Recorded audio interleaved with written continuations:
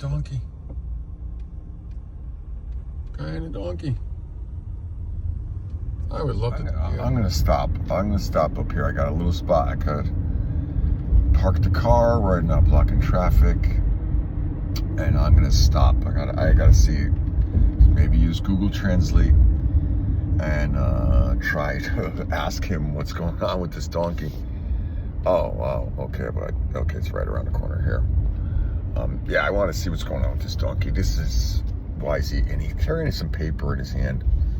I don't know if I don't think he's protesting. It doesn't, if it is, it's a calmest way I've ever seen anybody protest in my whole entire life. It could be against vehicles. I don't know. I seen him just before he was walking, went down by the water, and he has this thing in the back where it looks like he's possibly carrying water. So maybe that's the way he transports his water. It's gonna go a bit before he comes back around the corner. Let me, I'm just gonna keep on talking, which is kind of stupid. Let me just stop the video and really quick, and then maybe I'll walk back to him instead of waiting so long. Not like it's gonna make a difference for you guys. Okay, here goes the donkey. Yeah, he told me the reason why he's walking with the donkey. He's making, right? He's making seawater, or sea salt. And he goes like 3 kilometers. He has the most interesting story. But he didn't want to be on video, and of course it's okay to film him from behind.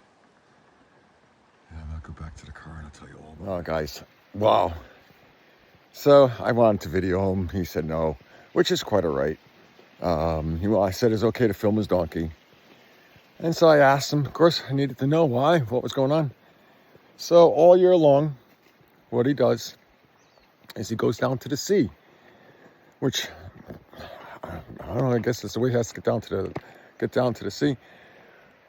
Because he's walking in that direction, of course, and there's a beach over here, but he tells me he walks close to 2.5 kilometers in that direction to get the water, and then he walks it back up, and then he boils the water and he makes sea salt. And the most interesting part is he doesn't work. And he's gonna take this. I'm trying to spit out as best as possible, guys, because it just happened. So make sure I remember everything he said. So he's gonna take him and his donkey. They're gonna walk from the island of Hokkaido all the way down to Tokyo, and he's gonna sell the salt on the way. And that's the way he makes a living. He's 30 years old. And spoke really good English, actually. He understood everything I said to him. And says he doesn't have a job. And the reason why he's doing it, he likes to walk with his donkey, which is really cool. And I told him, wow, what a story. Look at these bugs all over the place. I'm not sure if you can see them. Oh, they're all over me. So I was just like, wow, what a story, what an enriching life, that he's not, that's how he makes his money to buy his food. And I asked him if I could go up there and watch him do it. Well, he says he wasn't going to do it today, but he says, it's messy. I said, no, don't worry about it. We won't show the messy.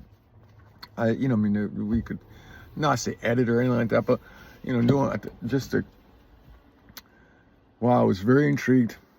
And you see, this is the thing about life, man. Man, I wish I could be happy like him. I don't want to say like that. That came out really bad. I'll either edit it or I won't. No, I'm happy. Trust me, I'm happy. But the simplicity of this guy's life. All I did was talk to him for 10-15 minutes. I was so intrigued, so fascinated, so thinking that was, wow, wow, he's got it made, and I can't, yeah, I think it's marvelous. Yeah, 30 years old. 30 years old. I didn't ask him if he was living with his parents or anything like that. He might have the most modest home you could imagine, but doesn't own a phone. Doesn't like videos. Doesn't, yeah. So this, you know, and you know, trust me, he looked well. He looked in great condition. That's for sure. He was, you know, he looks like he takes care of himself. He probably looks really healthy. And so the seesaw, that same bucket, that same donkey, that same amount, I imagine, I think he says he makes like 50, 60 kilos. This is getting a long video, but he says he makes like 50, 60 kilos. And he sells it along the way. So from here to where you have to get on a ferry boat is close to 2.5 hour drive. I can't imagine how long it's going to take to walk. And he walks along, of course, along the seafront here, which makes it even longer. Because you can't go through the mountains with it. There's beers, and not only beers, there's, what would you say, you know, the roads, it's just, you know, yeah, it's too dangerous coming around these winding bends. You can't be walking with a donkey. But all along the waterfront, traffic it's not fast. There are some spots there's a sidewalk, some spots there's not. But the speed limit's 50 kilometers an hour, so. Wow.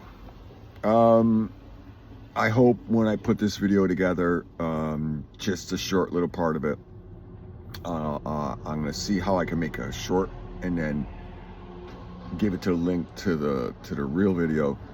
But I'm gonna put it up, and I hope people wow, dude, I would have loved to have seen how he made the saw and everything, and learn more about this adventure that this guy goes on. It takes him 2 months to get to Tokyo, and apparently this is definitely not the first time he did it, because that's all he does.